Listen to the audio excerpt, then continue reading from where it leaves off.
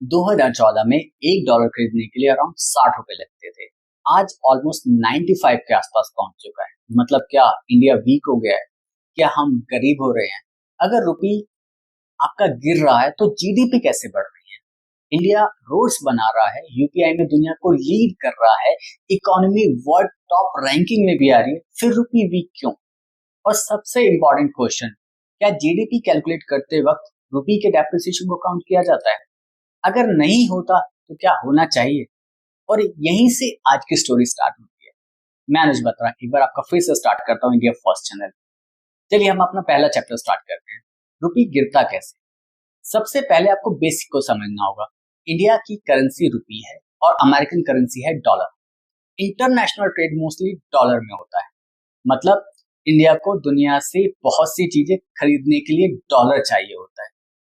आप कहोगे sir dollar ही क्यों? क्योंकि डेकेड्स से ग्लोबल ट्रेड में डॉलर की डोमिनेंस रही है। ऑयल, इंटरनेशनल ट्रेड, ग्लोबल आपकी ग्लोबल बैंकिंग, बहुत कुछ डॉलर बेस्ड सिस्टम से चलता है। चलो एक एग्जांपल लेते हैं। मान लो गांव में एक स्पेशल टोकन चलता है, सबको वही टोकन चाहिए लेकिन टोकन कम है, तो क्या होगा? टोकन महंगा हो जाएगा।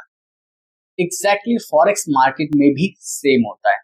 डॉलर की डिमांड बढ़ती है, डॉलर स्ट्रांग हो जाता है और रुपी वीक हो जाता है। सिंपल लैंग्वेज में, जिसकी डिमांड ज्यादा होती है उसकी वैल्यू भी ज्यादा होती है। एक करेंसी कंपैरिजन ले लेते हैं। इस मैट्रिक्स में अगर आप देखते हैं तो यूएसए का डॉलर स्ट्रांग है, चाइना की yuan controlled weakness, Japan yen weak, Indian rupee gradually depreciate हो रहा है, वहीं पाकिस्तानी रुपी हाईली अनस्टेबल है। आपको भरोसा नहीं हो पा रहा होगा। इसका मतलब है कि हर वीक करेंसी का मतलब वीक कंट्री नहीं होता। और यही पॉइंट लोगों को सब लोग जो है सबसे ज्यादा मिस कर जाते हैं। चलिए सेकंड चैप्टर की तरफ बढ़ते हैं। हम ये समझते हैं कि ऑयल इंडिया को कैसे इंपैक्ट करता है और यहाँ से स्टोरी और ज्यादा इंटरेस्टिंग हो जाती है। इंडिया दुनिया का बहुत बड़ा ऑयल इंपोर्टर है और ऑयल डॉलर में खरीदा जाता है। आप कहोगे सर इससे आम आदमी को क्या ही फर्क पड़ता है? चलो एक सिंपल कैलकुलेशन देखते हैं। जब $1 60 के बराबर था तब 100 बैरल ऑयल लेने के लिए 6,000 रुपए देने पड़ते, लेकिन अब 95 का हो गया है तो वही ऑयल बैरल आपके 9500 में आएंगे। ऑयल सेम है लेकिन इंडिया को ज्यादा रुपीस देने पड़ रहे हैं। रिजल्ट, आपका पेट्रोल की कॉस्ट बढ़ेगी, ट्रांसपोर्ट की कॉस्ट बढ़ेगी और इन्फ्लेशन का प्रेशर इंक्रीज होगा और इसका इम्पैक्ट डायरेक्टली आपके और मेरी पॉकेट पे पड़ता है। आप अगर इंपोर्ट डिपेंडेंसी देखते हैं इंडिया की तो क्रूड ऑयल वो तो सबको पता ही है। इसके साथ साथ सेमीकंडक्टर की जो प्रोडक्शन है वो भी बहुत बहुत लिमिटेड है डोमेस्टिक। इलेक्ट्रॉनिक्स में हम लार्जली इंपोर्ट कर रहे हैं। गोल्ड हाई कंज्यूमर डिमांड है और सारा का सारा इंपोर्ट होता है। अब आप समझ पा रहे होंगे कि इंडिया को डॉलर की जरूरत सिर्फ लग्जरी चीजों के लिए नहीं होती, बेसिक इकोनॉमी चलाने के लिए भी जरूरत पड़ती है। रुपये का फॉल्स का इम्पैक्ट क्या है? अगर आप देखते हो तो आपका पेट्रोल महंगा हो रहा है, आपके इंपोर्ट्स की कॉस्ट बढ़ रही है, आपका फॉरेन एजुकेशन एक्सपेंसिव हो रहा है, आपका टूरिज्म अगर आप विदेश घूमने जाते हैं तो वो एक्सपेंसिव हो रहा है। आईटी एक्सपोर्ट्स में हाँ कुछ बेनिफिट्स आपके लिए पॉसिबल हैं, फार्मा एक्सपोर्ट्स में भी पॉसिबल हैं। तो इस टेबल को आप ध्यान से देखें तो आपको वीक रुपए हर जगह डैमेज नहीं करता, कुछ सेक्टर्स में आपको बेनिफिट भी मिल सकता है और यही इकोनॉमिक्स को कॉम्प्लिकेटेड बना देता है। डॉलर डिमांड सोर्स, अगर आप डॉलर की डिमांड के सोर्स को देखते हैं तो आपका ऑयल इंपोर्ट्स, इलेक्ट्रॉनिक इंपोर्ट्स ये हाई डिमांड में आते हैं। गोल्ड इंपोर्ट्स मॉडरेट है, आपका फॉरेन ट्रैवल है, फॉरेन डेट्स है। सो जितना ज्यादा डॉलर बाहर पेमेंट के लिए चाहिए उतना रुपये पर प्रेशर बढ़ता जाएगा। चलिए नेक्स्ट चैप्टर में चलते हैं कि इंडिया का पॉलिसी फेलियर। अब एक अनकंफर्टेबल रियलिटी आपके सामने आएगी। रुपये सिर्फ ग्लोबल मार्केट की वजह से वीक नहीं हो रहा है, कुछ वीकनेस इंडिया के अंदर भी है और यही पॉइंट जियोपॉलिटिक्स में बहुत इंपॉर्टेंट हो जाता है। अगर मैं फेलियर्स की बात करूं तो फर्स्ट फेलियर में मैन्युफैक्चरिंग गैप को ले सकते हैं कि चाइना ने डेकेड्स तक आपका factories, ports, industrial cluster, exports इन सब पर फोकस किया है। इंडिया सर्विस इकोनॉमी में स्ट्रांग बना है। सरफेस लेवल पे अगर आप देखते हैं तो इंडिया का आईटी सेक्टर इंप्रेसिव लगता है, लेकिन डीप लेवल पर एक्चुअल इशू कुछ और है। इंडिया कोडिंग सुपर पावर बन गया लेकिन फैक्ट्री सुपर पावर नहीं बन। इंडस्ट्रियल कंपैरिजन अगर आप देखते हैं तो जहां पे आपका semiconductor, electronics, AI technology, manufacturing, वहां पे यूएस एडवांस है, लीडर है। चाइना आप कह सकते हो कि फैक्ट्री हब बन चुका है, फास्ट ग्रो कर रहा है। वहीं इंडिया अभी भी ग्रोइंग स्टेज में इमर्ज हो रहा है। भरोसा नहीं हो रहा ना? तो इस मैट्रिक्स को देखिए। अब नंबर्स खुद आपको स्टोरी बता रहे हैं। India versus China export model. आप इस मॉडल को देखिए पूरे। मैन्युफैक्चरिंग आपका, electronics, service exports, factory scale, global supply, यहाँ पे जहां पे चाइना की डोमिनेंस है वहां आज भी इंडिया ग्रोइंग स्टेज में है, इमर्ज कर रहा है। हाँ, सर्विस एक्सपोर्ट्स आप कह सकते हो जहां पे चाइना मॉडरेट है और इंडिया स्ट्रॉन्ग है। ठीक है, तो जो कंट्री दुनिया में आज के टाइम में प्रोडक्ट सप्लाई करती है उसकी स्ट्रेटजी पावर को ज्यादा माना जाता है। अगर हम सेकंड फेलियर की बात करें तो सेमीकंडक्टर डिपेंडेंसी। अब आपको असली शॉक लगने वाला है कि आपका mobile, car, TV, even missile system सब एक टिनी चिप पर डिपेंड करता है। सेमीकंडक्टर मॉडर्न वर्ल्ड का ब्रेन है। लेकिन शॉक ये है कि इंडिया आपका सॉफ्टवेयर पावर होने के बाद भी एडवांस चिप मैन्युफैक्चरिंग में बहुत वीक है। चलो एक रियल लाइफ एग्जांपल लेते हैं कि इंडिया में 20,000 का फोन असेंबल हुआ तो इसमें चिप आपकी ताइवान से आई, आपका जो डिस्प्ले वो कोरिया से है, आपका कैमरा जापान से आ रहा है। मतलब हाई वैल्यू टेक्नोलॉजी बाहर की है। अगर मैं सिंपल वर्ड्स में कहूँ तो हम प्रोडक्ट्स जोड़ रहे हैं लेकिन दुनिया को कोर टेक्नोलॉजी कम बेच रहे हैं। ठीक है, इंडिया की स्ट्रेंथ और वीकनेस की अगर आप बात करते हैं तो हमारा IT service, digital power, pharma exports, young population, startup growth, ये हमारी स्ट्रेंथ है। लेकिन वहीं oil dependency, chip import, electronics का इंपोर्ट्स, मैन्युफैक्चरिंग गैप्स और आपका आर&डी डिपेंड क्या लो आर&डी, मतलब कि हम लोग तो आर&डी यानी रिसर्च और डेवलपमेंट पे स्पेंड ही नहीं करना चाह रहे। और यही हिडन लेयर होती है इकोनॉमिक्स की कि किसी भी कंट्री में स्ट्रेंथ और वीकनेस दोनों एक साथ चलते हैं। अब हम चैप्टर 4 में एक बार जीडीपी क्या होता है इसको समझने की कोशिश करते हैं। जीडीपी ये वर्ड आपने बहुत बार सुना होगा, लेकिन सिंपल लैंग्वेज में एक साल में देश ने टोटल कितना माल और सर्विसेज प्रोड्यूस किए हैं। चलो मैं एक और एग्जांपल देता हूँ। मान लीजिए एक गांव में एक किसान ने वीट उगाया, कारपेंटर ने फर्नीचर बनाया, डॉक्टर ने ट्रीटमेंट किया, तो सबकी टोटल वैल्यू को अगर ऐड कर दो तो दैट इज जीडीपी। जीडीपी के टाइप्स कौन कौन से होते हैं? तो इसमें आपका नॉमिनल जीडीपी आ जाता है जो कि आपका करंट प्राइस में मेजरमेंट है। रियल जीडीपी आ जाता है जिसमें आपका एक्चुअल प्रोडक्शन ग्रोथ आ जाता है। डॉलर जीडीपी है जो आपका ग्लोबल इकोनॉमी कंपैरिजन है। पीपीपी आ जाता है, आपका परचेसिंग पावर कंपैरिजन आ जाता है। आप सोच रहे होंगे यार आखिर इतने टाइप की जीडीपी की जरूरत ही क्यों पड़ती है? और यहां से आप कह सकते हो कि इकोनॉमिक्स का रियल गेम स्टार्ट होता है।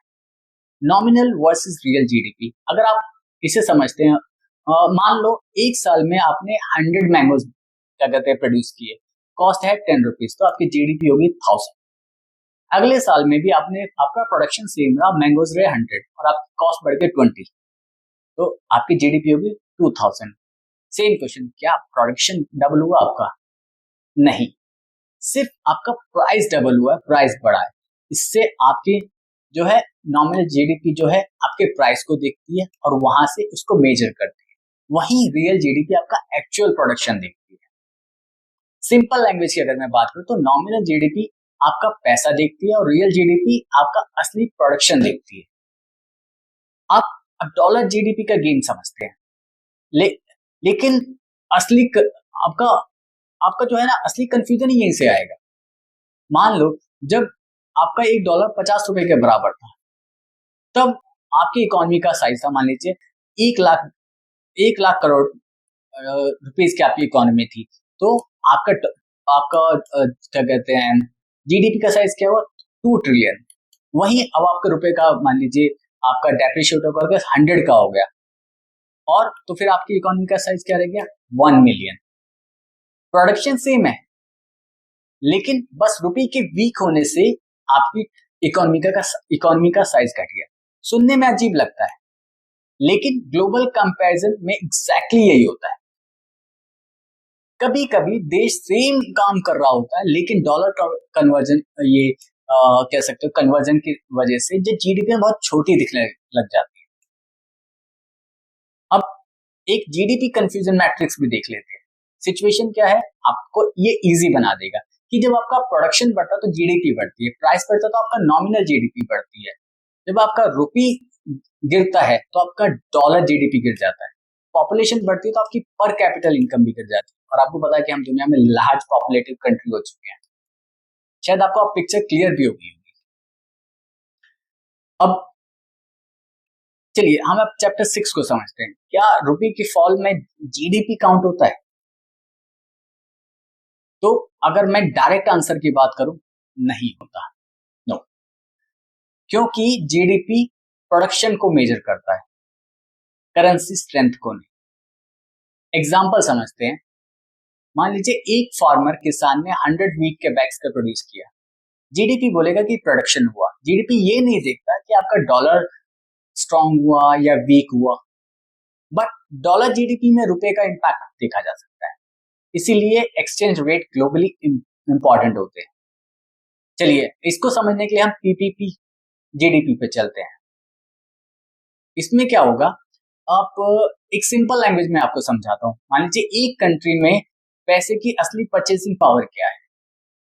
जैसे अगर आप माने तो इंडिया में अगर आप 100 रुपीज लेकर के चलते हैं तो शायद आप उससे अपना हेयर कट करा सकते हैं, लंच कर सकते हैं, एक ऑटो की राइड ले सकते हैं। लेकिन अगर आप इसी 100 रुपीज को लेकर के अमेरिका में जाते हैं तो वो सर्विसेज आपको ऑब्वियसली महंगी पड़ेंगी, हो सकता है उसके लिए आपको हजारों रुपए देने पड़े।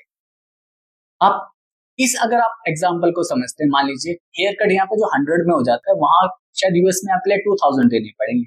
लंच जो आपका यहाँ पे आपका 150 में हो जाता है, आपको यूएस में हो सकता है 2500। और जो टैक्स जो आपका टैक्सी या ऑटो राइड यहाँ पे 200 में हो रही है, हो सकता है वो यूएस में 3000 प्लस की।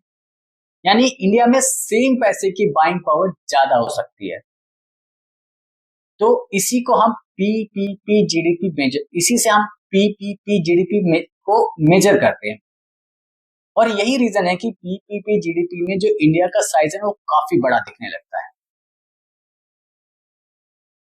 या मैं आपको एक सिंपल लाइन में अगर समझाने की कोशिश करूं तो ये कह सकते हो कि पीपीपी जीडीपी ये नहीं देखता कि आपके पास कितने डॉलर है, वो ये देखता कि उन डॉलर से आप कितनी लाइफ खरीद सकते हो। चलिए हम एक चैप्टर 8 की तरफ बढ़ते हैं कि यूपीए वर्सेस एनडीए कंपैरिजन। यहाँ पे हम कोई पॉलिटिकल कंपैरिजन नहीं करने वाले, बस हम एक न्यूट्रल एंगल से देखेंगे। जब यूपीए गवर्नमेंट स्टार्ट हुई थी तब लगभग 43-44 के आसपास रहा था, और यूपीए के एंड होने तक रुपये 60 रुपए तक पहुंच गया। और एनडीए का जब पीरियड स्टार्ट हुआ तो वही 60 से अब 95 के आसपास पहुंच चुका है। तो इसका मतलब क्या है कि सिर्फ गवर्नमेंट फेल हुई है, इतना सिंपल भी नहीं है। अगर आप कंपैरिजन देखते हो तो मैं ऑलरेडी रेट्स में आपको बता चुका हूँ कि जब स्टार्ट हुआ था तो आपका 43 से 44 था, और यहाँ पे 60 से आपका 95 आ चुका है। लेकिन इसके बीच में कुछ क्राइसिस भी आए हैं। अगर आप यूपी के टाइम में देखते हैं तो आपका 2008 के क्राइसिस थे। यहाँ पे आपका एनडीए में आपका अभी कोविड आया है। ऑयल प्राइसेस उस टाइम पे हाई हुआ करते थे, अभी तो वेरी हाई कह सकते हो आप। आपका डॉलर स्ट्रेंथ की बात करें तो उस टाइम में मॉडरेट हुआ करती थी, अभी तो वेरी स्ट्रॉन्ग चल रहा है। दोनों पीरियड्स में अगर आप देखते हो तो अलग हिकअप्स आए। यूपीए के टाइम में अगर आप देखो 2008 के फाइनेंशियल क्राइसिस थे, इन्फ्लेशन आपका हाई था, ऑयल प्रेशर हुआ करता।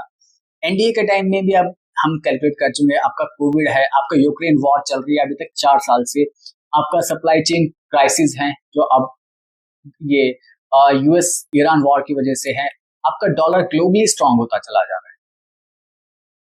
सो सिंपली हम कह सकते हैं सिर्फ रुपये को देख करके इकोनॉमी को जज नहीं किया जा सकता। ग्लोबल रियलिटी क्या है?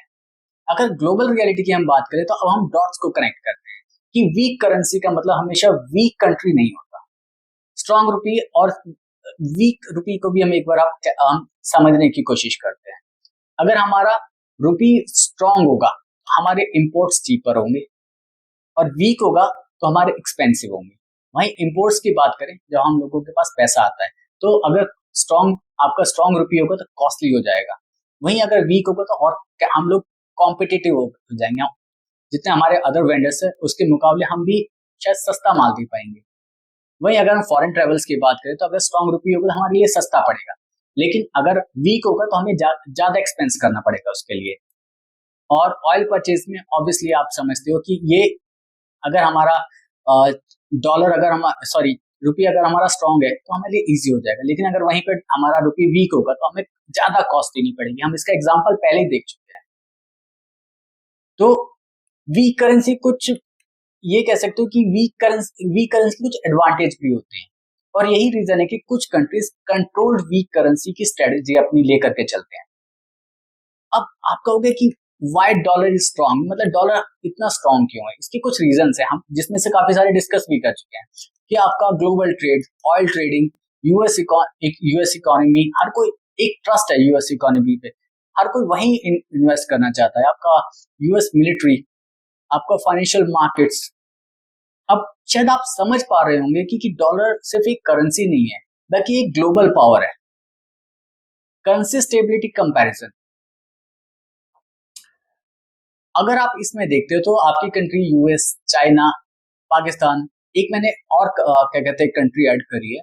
आप देखते हो कि ऑब्वियसली यूएस स्ट्रॉन्ग है, चाइना कंट्रोल रखता है अपनी करेंसी को, इंडिया की मैनेज्ड डिक्लाइन है, यानी कि अभी भी कह सकते हैं कि हाँ इसका डिक्लाइन मैनेज्ड है। पाकिस्तान की हाईली स्ट्रेस्ड है, अर्जेंटीना एक्सट्रीम इन्फ्लेशन है वहां। मैं आपसे कहूंगा कि आप इसके बारे में पढ़िए, अगर आपको लगता है तो आप कमेंट बॉक्स में बताइए, इसके ऊपर भी मैं एक वीडियो बना दूंगा। और ये कह सकते हैं कि कंट्रोल डेप्रिसिएशन और और कहते हैं करेंसी कोलैप्स में एक डिफरेंस होता है, यानी कि कंट्रोल डेप्रिसिएशन है चलेगा, लेकिन कोलैप्स नहीं होना चाहिए। चलिए फाइनल एक चैप्टर की तरफ हम बढ़ते हैं कि रियल क्वेश्चन, तो फिर असली स्ट्रेंथ क्या है? सिर्फ करेंसी नहीं, रियल स्ट्रेंथ आती है आपकी मैन्युफैक्चरिंग से, टेक्नोलॉजी से, एक्सपोर्ट से, इनोवेशन से, R&D, रिसर्च एंड डेवलपमेंट। आपकी रियल पावर ऑफ, अगर आप कंट्री की बात करते हो तो आप कह सकते हो कि आपकी मैन्युफैक्चरिंग आपकी हाई होनी चाहिए, टेक्नोलॉजी हाई होनी चाहिए, आपके पास एनर्जी सिक्योरिटीज होनी चाहिए, आपके एक्सपोर्ट्स हाई होनी चाहिए, आपकी करेंसी स्टेबल होनी चाहिए। यही वजह है कि सुपर पावर मैन्युफैक्चरिंग को नेशनल सिक्योरिटी मान के चलते हैं। इंडिया की फ्यूचर अपॉर्चुनिटीज क्या है? हम कह सकते हैं कि semiconductor, defence products, renewable energy, electronics, AI and technology, इसमें इंडिया ग्रो कर रहा है। लॉन्ग टर्म प्रोस्पेक्टिव से अगर आप देखते हो तो इंडिया के पास अपॉर्चुनिटी बहुत है, लेकिन मार्केट बहुत कॉम्पिटिटिव हो चुकी है, इक्वली कॉम्पिटिशन मिल रहा है दूसरे देशों से। इंडियन इकोनॉमी में कि अगर आप जर्नी की बात करें तो मैं एक शॉर्ट सी जर्नी देख सकते हैं कि 1991 रिफॉर्म्स थी, जहां से हम लोगों ने अपने आप को मार्केट में उतारा था, और 2000 में हम लोगों ने आईटी और सर्विसेज में अपनी जर्नी स्टार्ट करी थी। 2010 में हम लोगों ने डिजिटल एक्सपेंशन किया, और 2020 में हमने मैन्युफैक्चरिंग को पुश देना शुरू किया। अब सारी चीजें कनेक्ट होने लगी होंगी आपके दिमाग में कि जो मैं अभी तक आपको इतनी देर से बताने की कोशिश कर रहा था कि इंडिया ग्रेजुअली सर्विस इकोनॉमी से अब मैन्युफैक्चरिंग की तरफ पुश करने की कोशिश कर रहा है।